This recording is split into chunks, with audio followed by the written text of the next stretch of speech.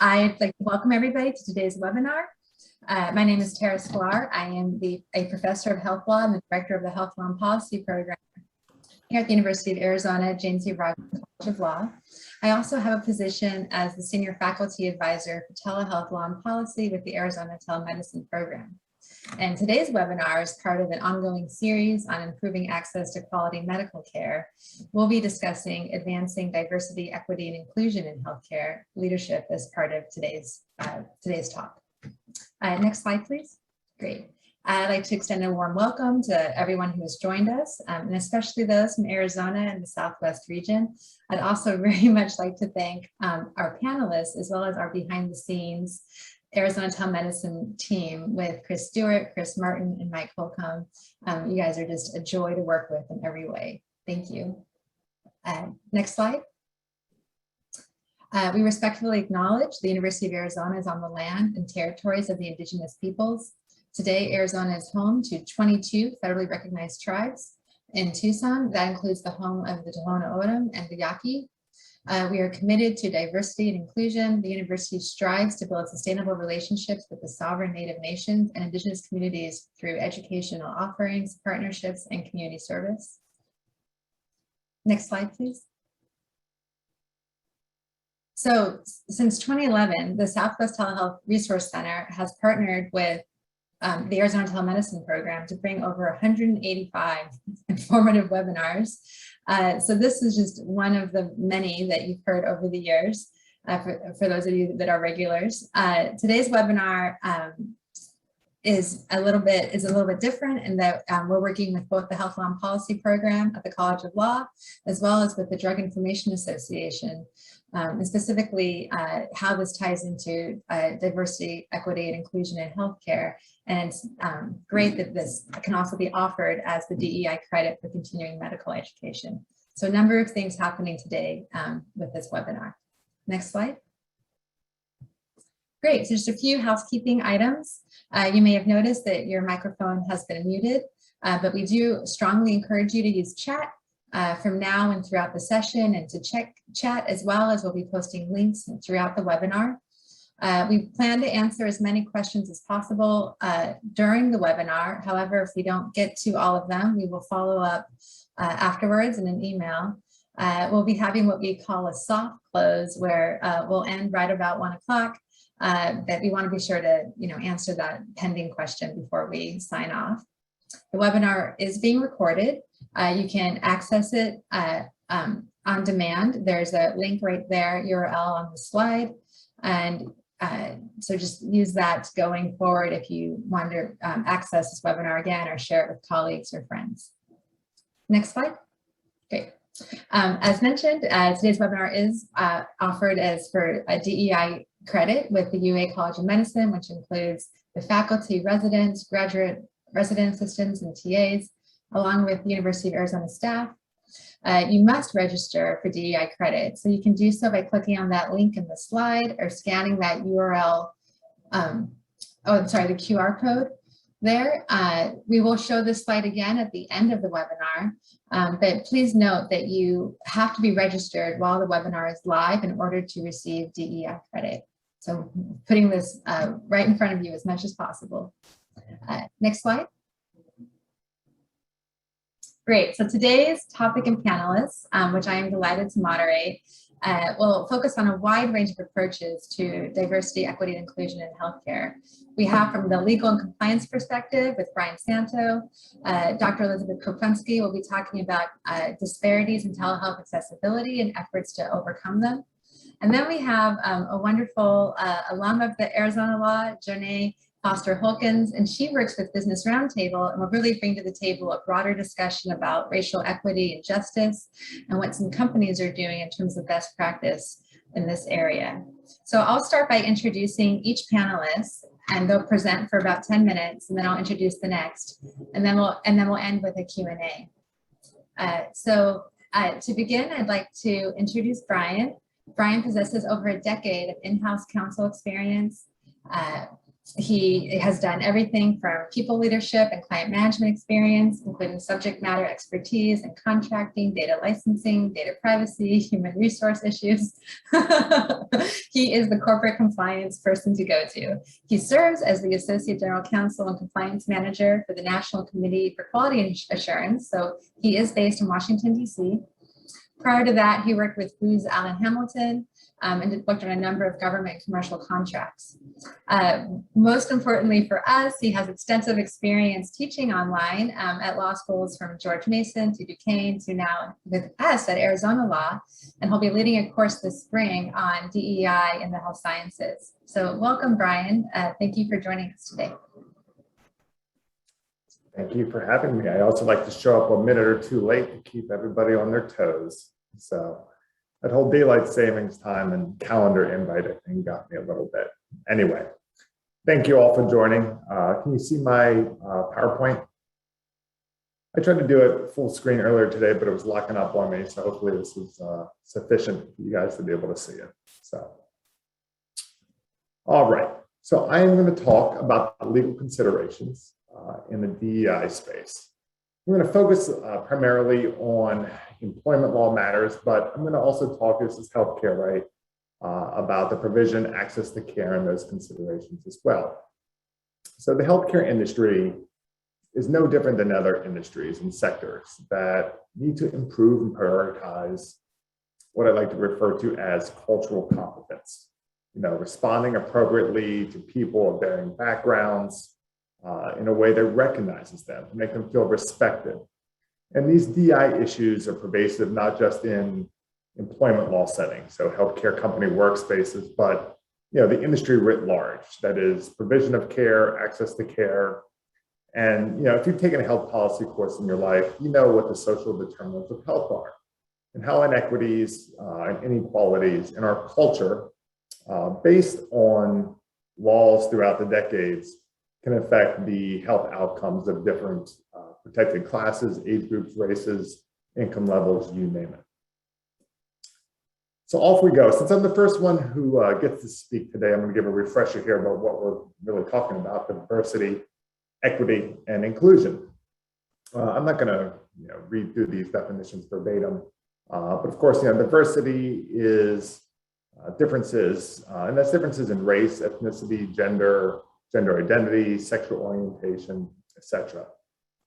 Equity, the processes and programs focusing on impartiality, fairness, and equal outcomes for everybody as much as possible, but also trying to overcome barriers and identify the causes to these barriers and prevent them from happening in the future.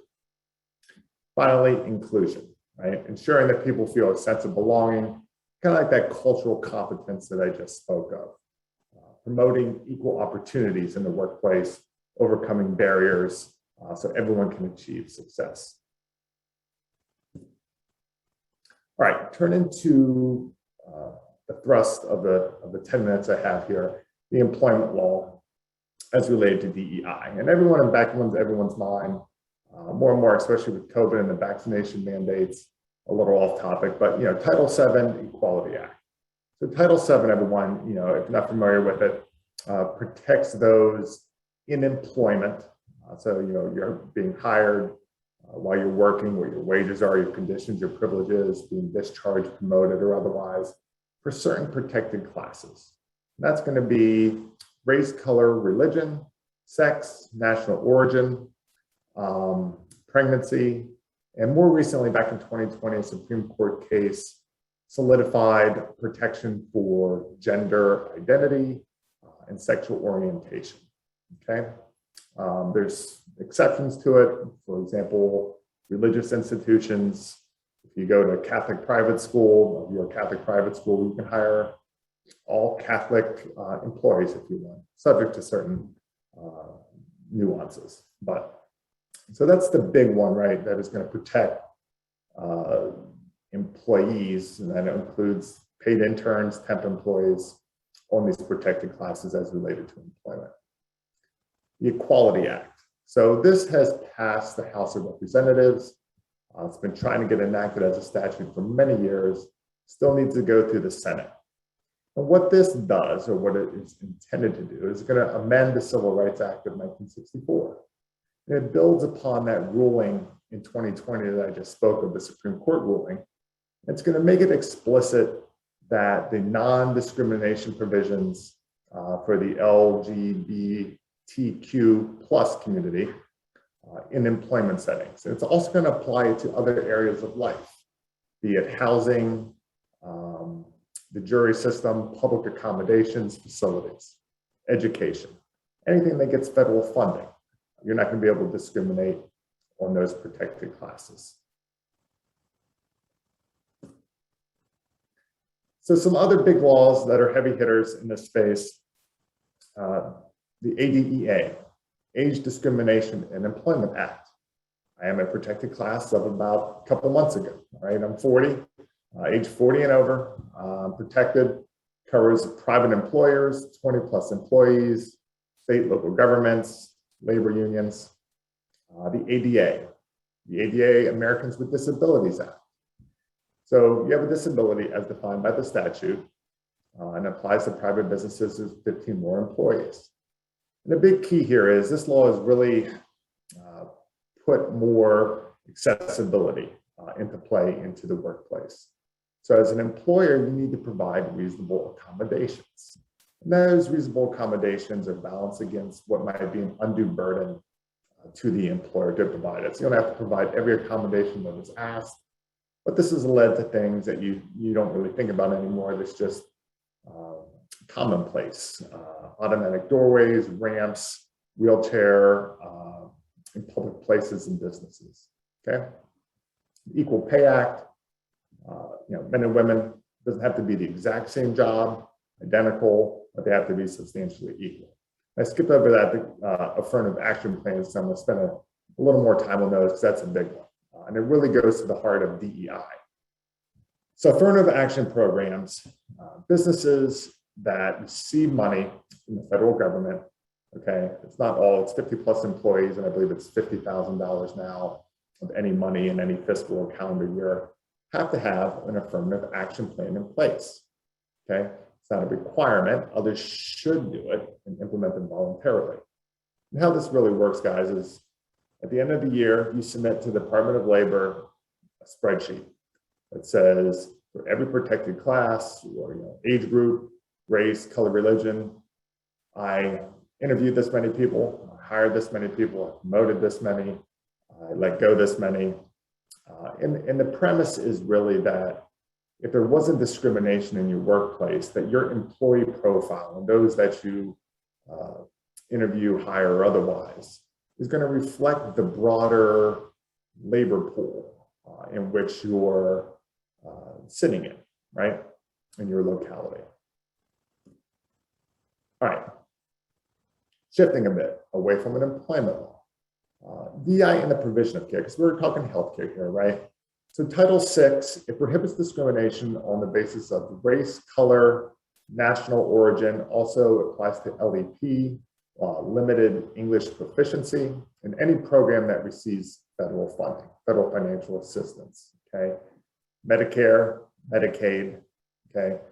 Both programs where you're gonna receive federal funding as a health plan, a provider of care, or otherwise. And I have here, bias isn't enough.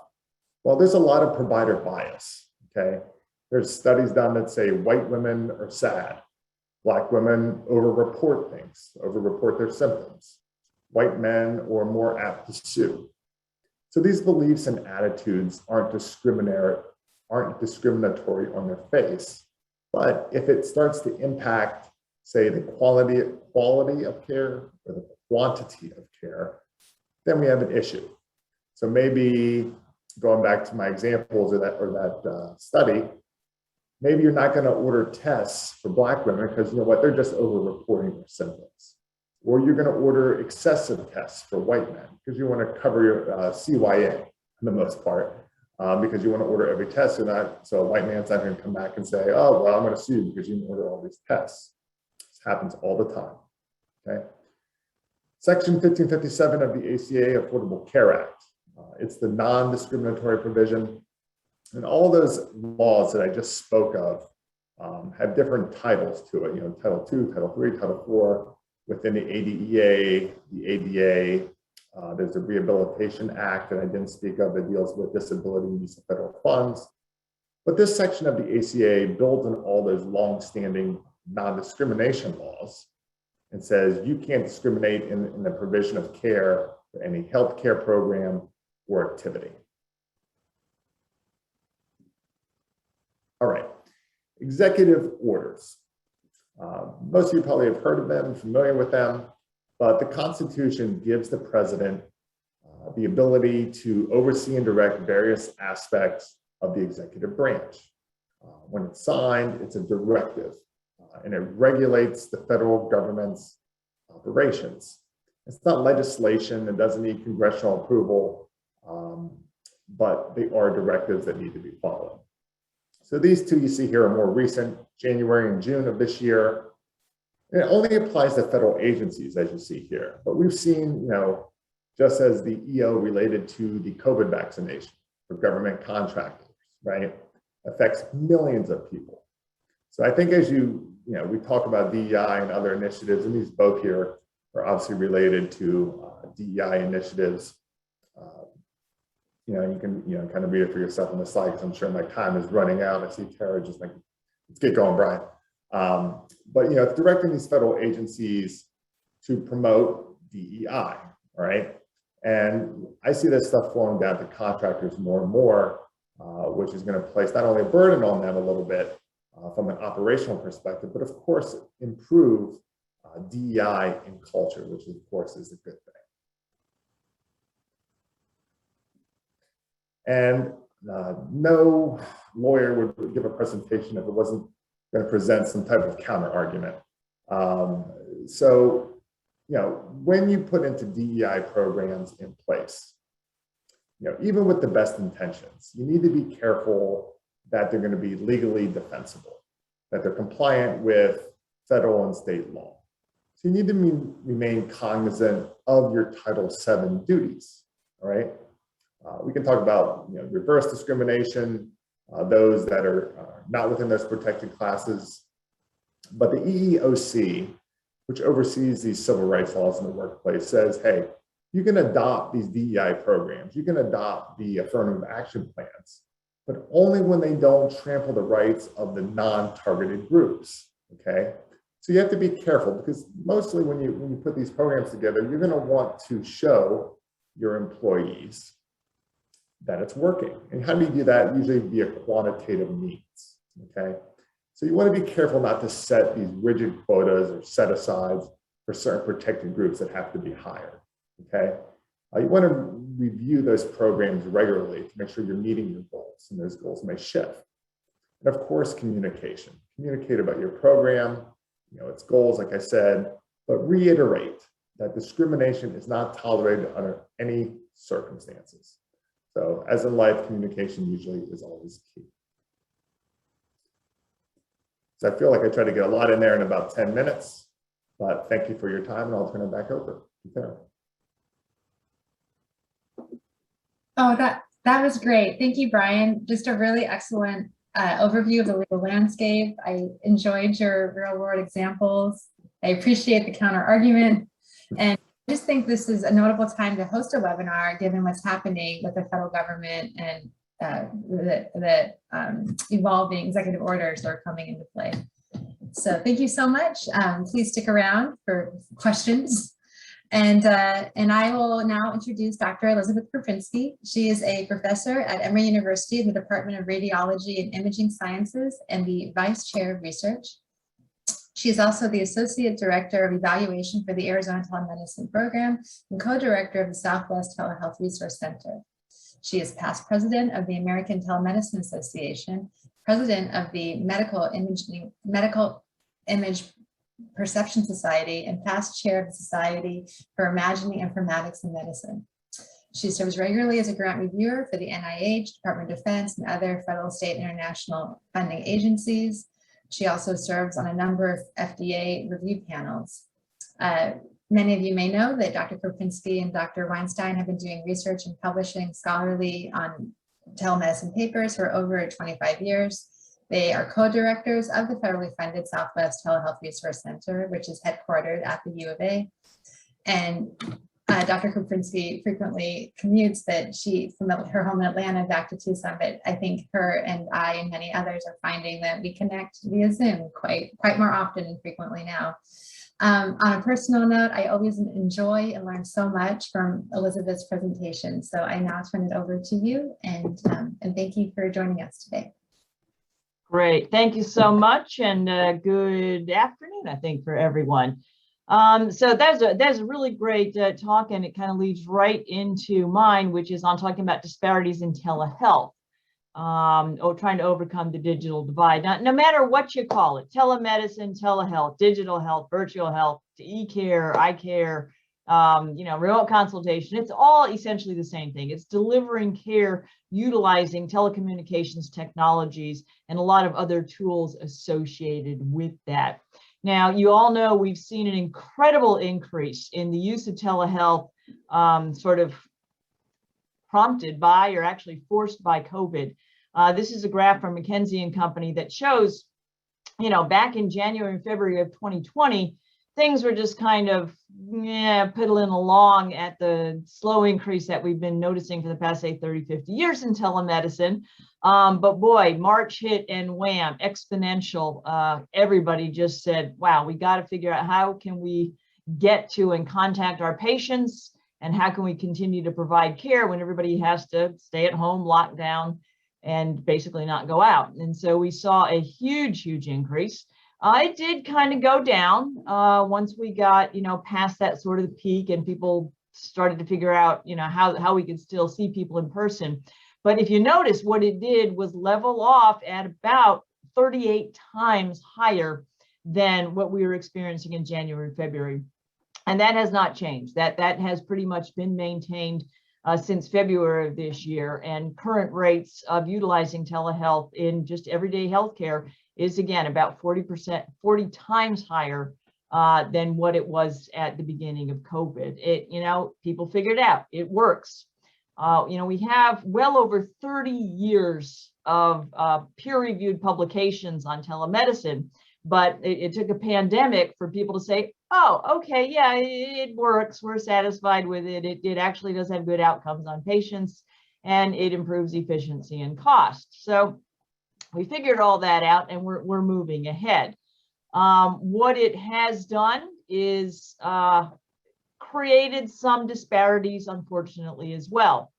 And part of it has to do with the technology, unfortunately. I mean, we talk about telemedicine as being, healthcare for everyone, anytime, anywhere, or everywhere. You can kind of put every instead of any, it goes either way. But unfortunately, what COVID did was really highlight some of these digital disparities. And we knew about them beforehand, but they really were exacerbated, I think, during this quick adoption of telehealth. Now, at least 21 million people in the United States lack broadband access. And that's a disturbing figure. You watch these commercials from all your telecommunications providers, and I won't say whose, but they provide these pretty yellow maps and pink maps, and they show, wow, we've got everybody covered. And then when you drill down on a particular region, you can start to see the gaps really quite readily. And these are in places where you wouldn't even imagine. So it's not like out in the middle of nowhere. I go down to the end of my street and I don't get signal, or I go into my lab at work and I don't get any signal either. So it really, unfortunately, affects those who we want to reach out most to with healthcare. The digital divide really affects underserved patients, especially those in rural areas. And again, if you kind of match up those pretty yellow and pink maps to rural versus urban, you'll see kind of where the disparities occur. Interestingly, about 81% of the US population owns a smartphone. And you think, hey, that's great. We can just, everybody use their smartphone. The problem with that is, well, what smartphone version is it? Does it have video capability? Does it have streaming access? How much data do they have? There's a gap, and that gap is across literacy, socioeconomic status, and don't always have access to other devices. If I'm on a data limited plan and I have a choice between downloading the latest in Netflix and binging on a series or talking to my healthcare provider, some people make different choices and they may choose Netflix and not their doctor. There's what we call the mobile first population. And this is, sort of the Generation Z, I guess they are, who rely solely on their device for internet access. And interestingly, it is largely from racial and ethnic minorities. So it actually gives us huge opportunities to reach out to these populations because they also tend to have worse outcomes. So we just have to figure out, and I think leadership in telehealth and leadership in DEI can help figure out this dichotomy between people having the devices, but are they the right devices? And do they know how to prioritize and use them for healthcare purposes? Because it is a huge opportunity, but I think a lot of people don't realize what those opportunities are. We also struggle with digital health literacy. This is across healthcare, but especially in telemedicine, where we're utilizing these digital devices. Basically, digital health literacy is the degree to which the patients or anybody can obtain, process, understand digital services and information. It really becomes important because we're dealing with apps, we're dealing with digital information, patient portals, just all sorts of different technologies and ways people can get at that information. And people talk about it as if, yeah, just log into your patient portal. It's not as easy as people think. If you're lacking in digital literacy and you don't even know what a patient portal is or how to set it up, it's a barrier. And there are a lot of barriers to understanding all this, passwords and safety and security and PHI and, privacy policies and, proper and effective use. Why can't I just hook up to my provider, as I'm in my workplace? And why do I have to go through all these crazy things? I talk to grandma on Zoom every weekend. Why can't it just be like that? And that's the kind of things that we've got to overcome with addressing digital health literacy issues. And so we need to figure out what those lacks are in digital health literacy and figure out how we can educate our patients and our providers about how we can overcome some of these challenges. And this is really not often in place. A lot of times systems are set up, whether they're the apps, the portals, information, and so on. One size fits all, in my opinion, and one size does not fit all. And I think that really is where we run into some of the major problems. We need inclusive designs. User interfaces can be quite complex. And data burden entry can be a burden. I've got patients where I want them to upload maybe their weight every day, their salt intake, their diet, their blood pressure. Depending on the device and the app that's being used, the portal, whatever, these interfaces can be quite complex and hard to use. And it becomes even more complicated, say, if I've got a hearing problem, or I've got a vision problem, or I'm disabled.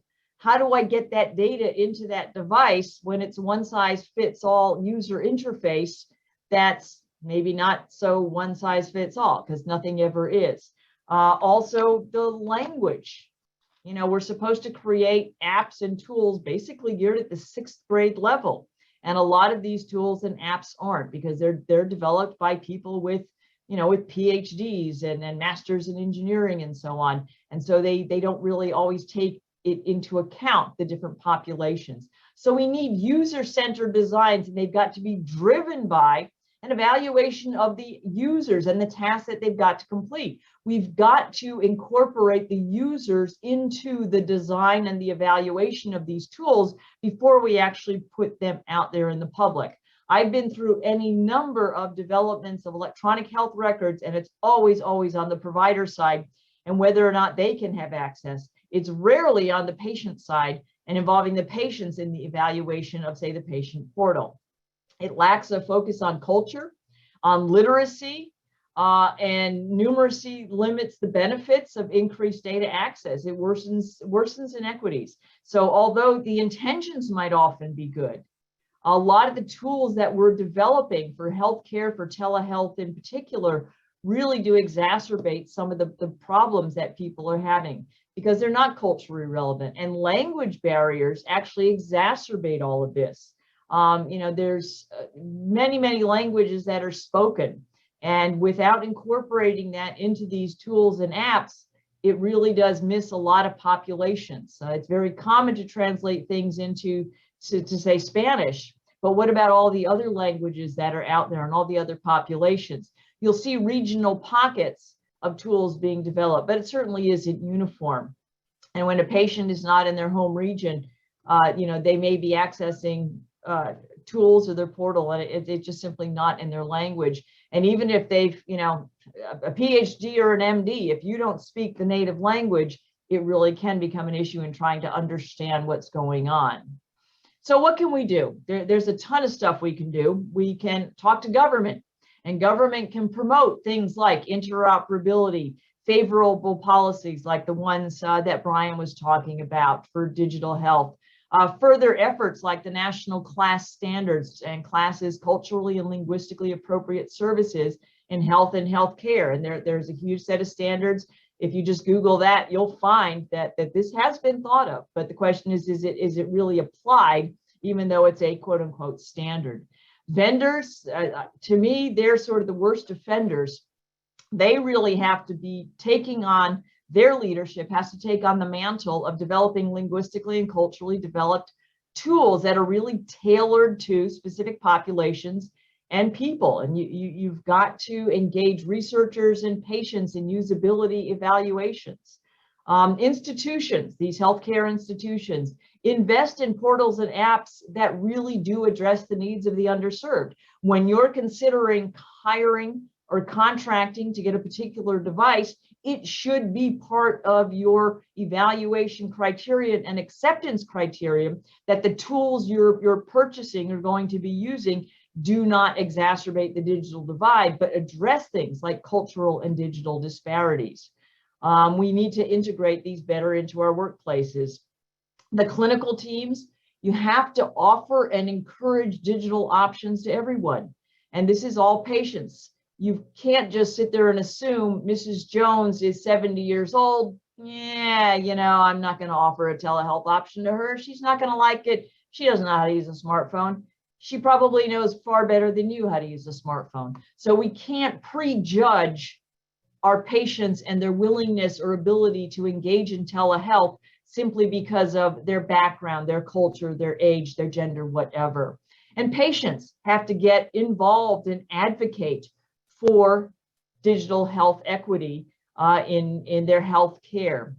This is a really nice framework that was developed by the American Telemedicine Association for limiting health disparities using telehealth. At this point, it is just a framework, but what I like about this diagram is it shows all the different areas that we need to concentrate on in order to eliminate health disparities utilizing telehealth.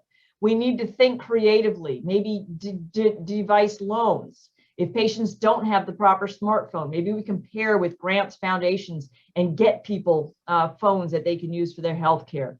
The community can have hotspots for awareness, access, libraries, community centers, churches, homeless shelters, volunteers, state fairs, you name it, local events. All of these places can be ways to let patients access healthcare providers digitally by setting up little kiosks.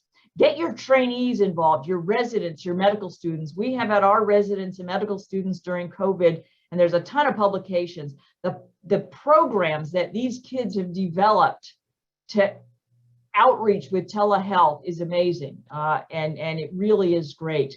We need to think broader than age, race, and gender. There are folks with disabilities, mobility issues, home situations. When you think about telehealth use, you've got to adapt your tools and resources to a wide variety of different populations. And again, you can't just ask, do you have smartphone or broadband? It's much more nuanced than that. How old is the smartphone? How many people are in the house using that broadband? If you got, 3 kids doing their homework or doing their classwork, how much broadband is left for you to interact with your provider? These are the types of questions that we've got to ask, not just do you have a smartphone that you can access. And you need to consider the entire patient-provider environment technology ecosystem together as a synergistic unit, not just separate pieces. These are a bunch of resources that are available to you to talk about some of the issues in telehealth and digital equity. And I thank you very much for your attention.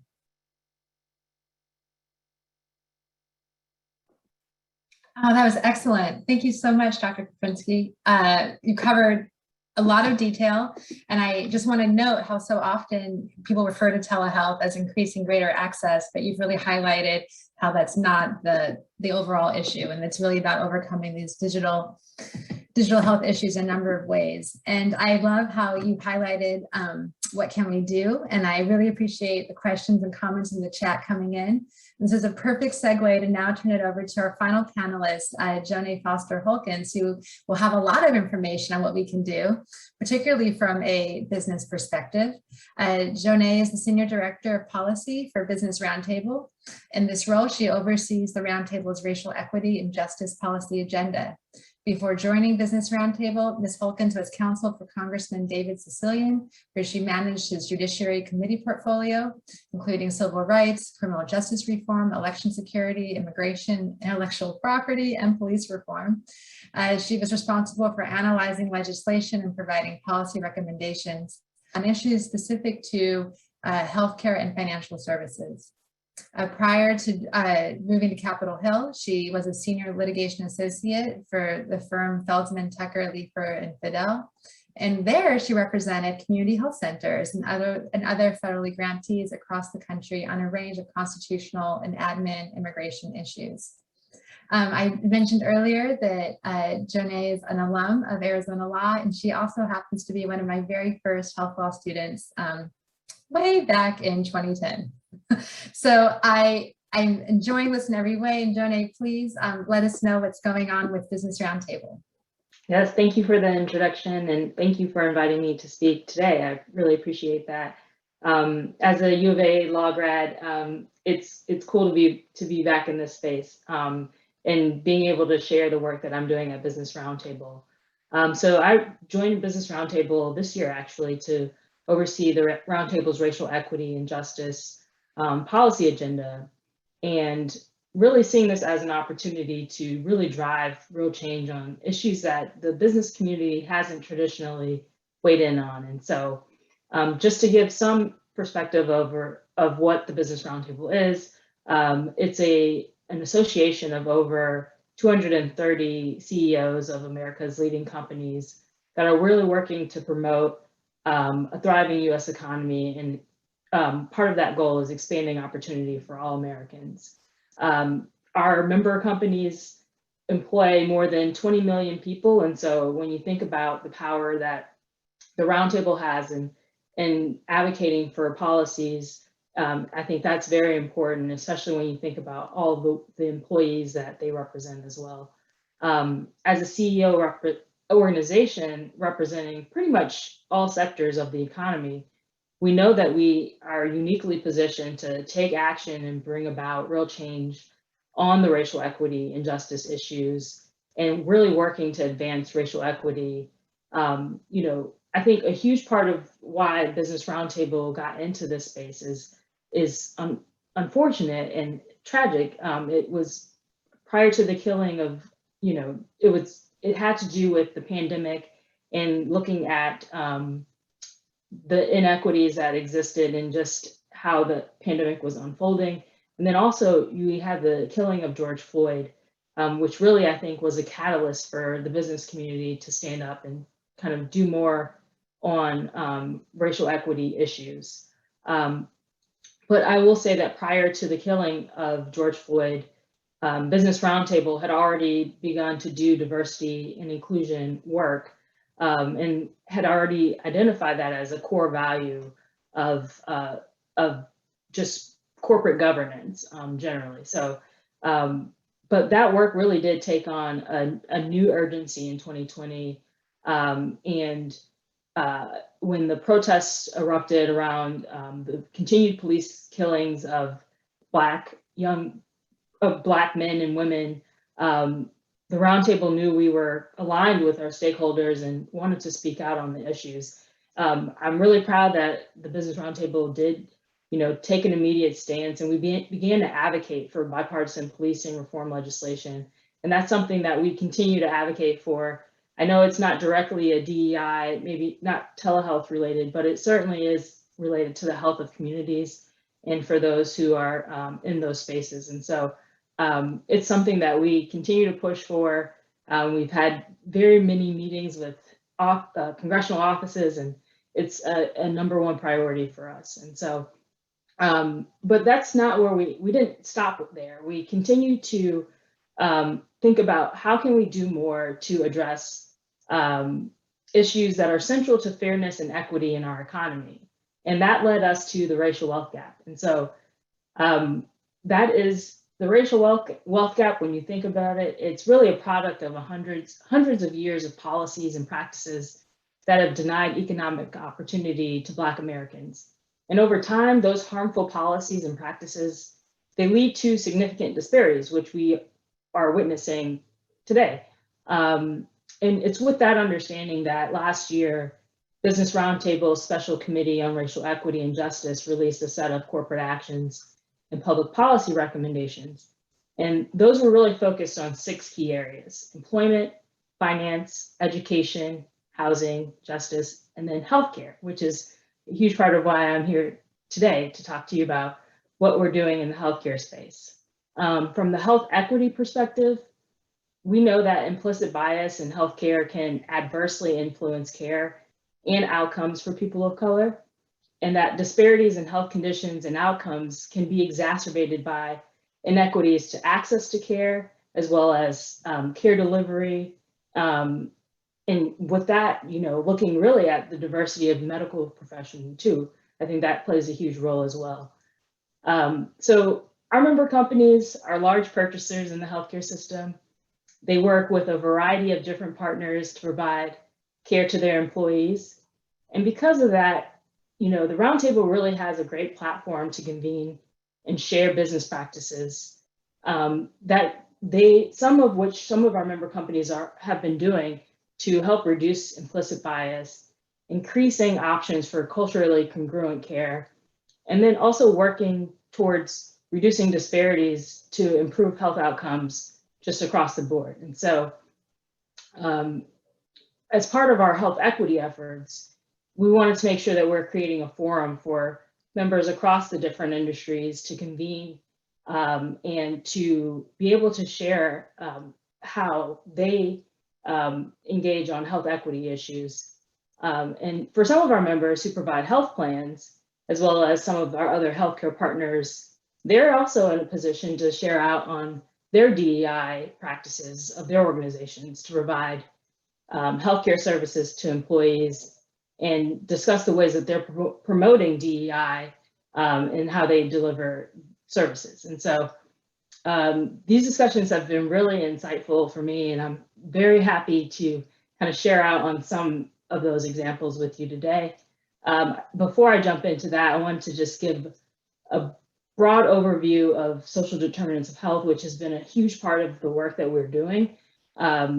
SDOH, or social determinants of health, those are conditions and environments where people are born, live, learn, work, play, worship, and age. And those are areas that affect a wide range of health, functioning, and quality of life outcomes and risk. That's how the federal government defines social determinants of health.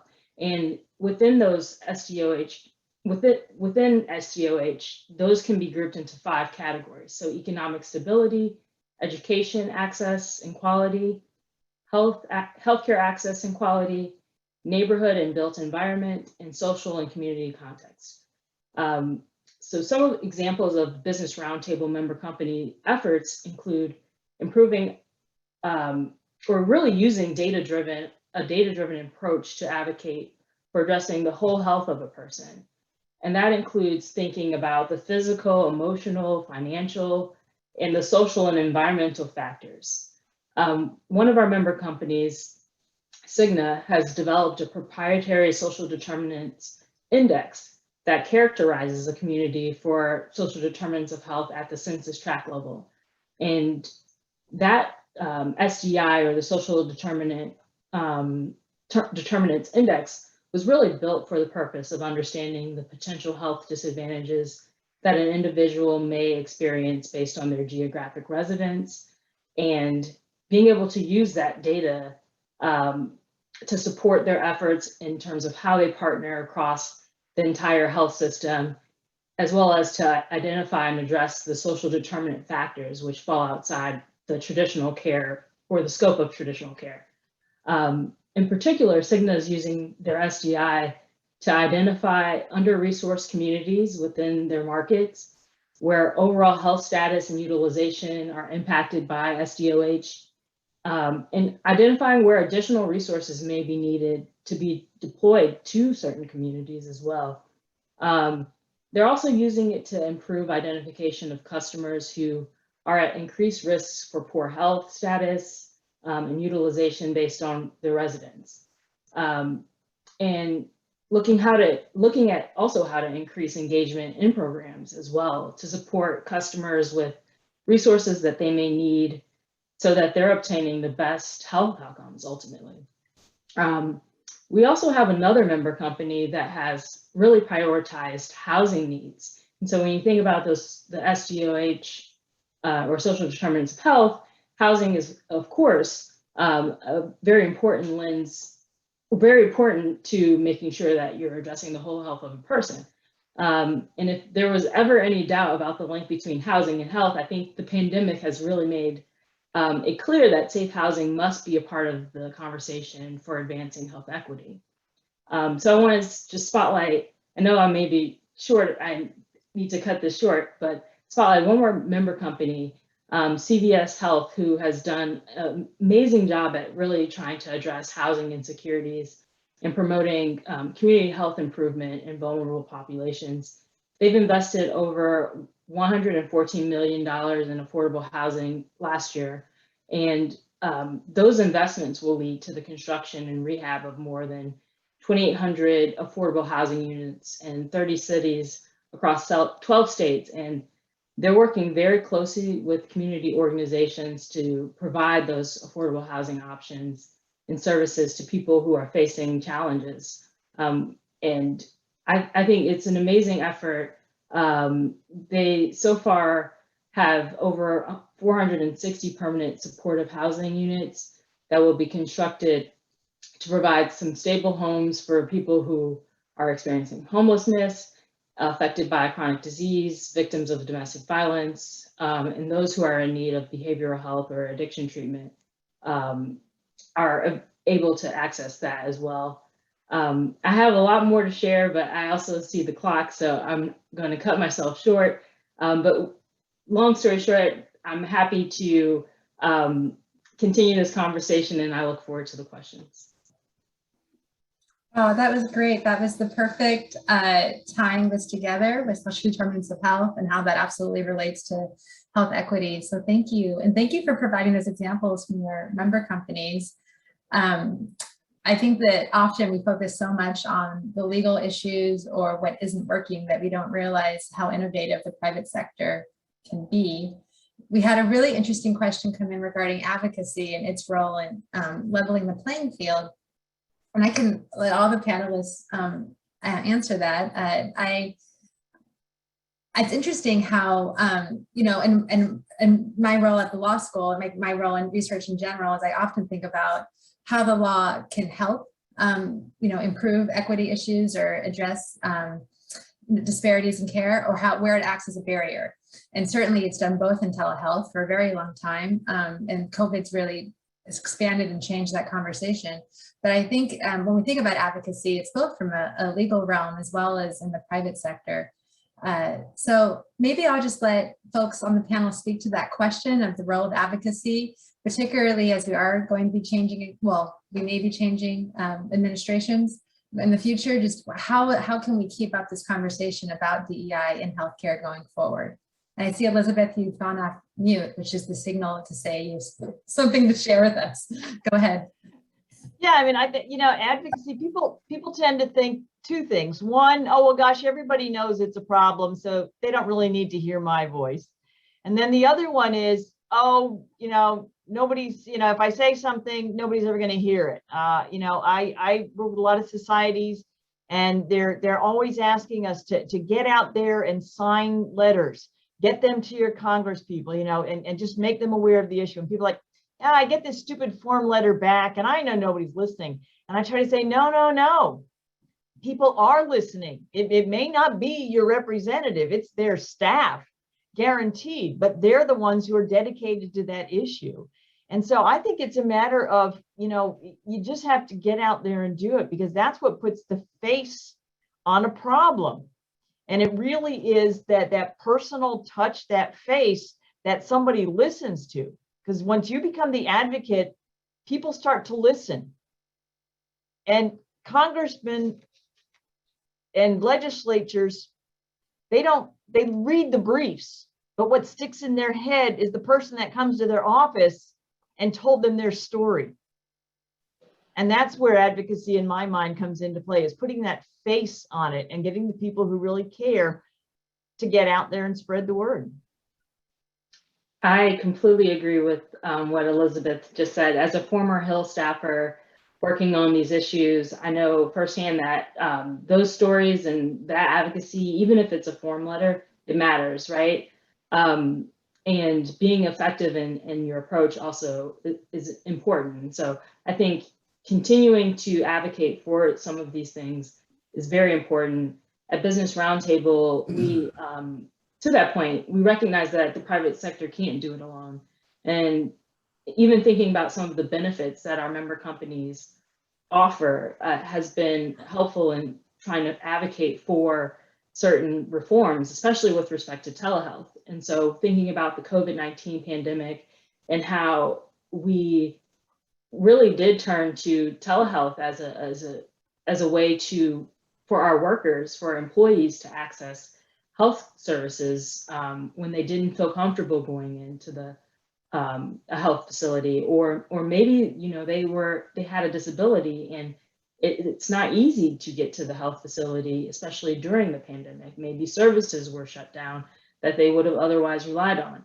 And so telehealth services have been a valuable tool for many of our member companies and being able to provide benefits to their employees. So we've been advocating for an expansion of telehealth, the telehealth provisions that were part of the CARES Act to be expanded permanently. I think that is something that we have really tried to vocalize on the Hill, and making sure that folks know that we are in support of expanding the provisions or keeping them in from how it is during the pandemic, recognizing that there's still an equity issue that we will ultimately need to resolve with respect to access to health services more broadly speaking. And so, but it's still an important step in terms of making sure that the law isn't at least a barrier to accessing telehealth services. Yeah, and I'll just expand a little bit on both of those. Elizabeth's points, one of the big things in corporate compliance is salience, right? It's much more impactful to see a commercial on TV. You can throw statistics and numbers up on the screen on a commercial, but as soon as you put a face to it, babies crying or otherwise, that provides salience to the legislators. Currently there's no legal requirement to implement DEI programs. I doubt there ever will be. I don't know if AAPs will ever expand to that beyond the 50+ employees and having those things. But I think what I've seen is shifting in best practices to have an affirmative action plan, to have DEI programs. Some will do it because it's the right thing to do. A lot will do it because of optics, right? And I think it'll cut both ways in that regard. And I see industries and companies that I never thought would have DEI programs that my friends work for that do, because a shift in culture and doing what is right, and or the optics of it all. And to the telehealth piece, I'm not in that space as close as the other guys here, but I've heard rumors of and someone correct me if I'm wrong, the interstate licensure compact, right? taken those, it isn't a barrier, it's actually, easing interstate practice in medicine over telehealth, but even making it looser, those rules looser. So those are ways in which, we can eliminate those barriers of access to care in a telehealth space. Yeah, that's great. I mean, this is, we've done talks on, actually, it's a great segue to kind of, thank you to our panelists and to the behind the scenes at Arizona Telemedicine Program. This is a great segue to previous talks we've done on telehealth and how the laws are changing quite a bit as we're moving away from the emergency waivers to actually passing statutes that hopefully will address the the health equity issues with accessing telehealth. So I'm just going to share my screen with some final notes for everybody. Oh wait, sorry, apologies. I need to skip ahead a few slides. There we go. All right, well, this was a great talk. I really enjoyed it in every way. I don't seem to be able to, this is such a weird, my apologies, I'm having technical issues, which is guaranteed, right, in these kinds of talks. This webinar is part of an ongoing webinar series. There's a link there to access all previous webinars as well as the slides, which I really encourage everybody to do, and also to send your feedback about them. There will be a survey going out specifically requesting your feedback about today's webinar. And then lastly, we know many of you are on the call today because you'd like to receive DEI credit. And I think there's a link there, and here's the code to make sure that will happen for you. I know we didn't get to all of the questions, so we'll follow up over email. And I just want to extend a warm thanks and gratitude for everybody participating in our call today. I learned a great deal, and I look forward to future discussions and advocacy. So thank you, everyone, and have a wonderful rest of your Tuesday.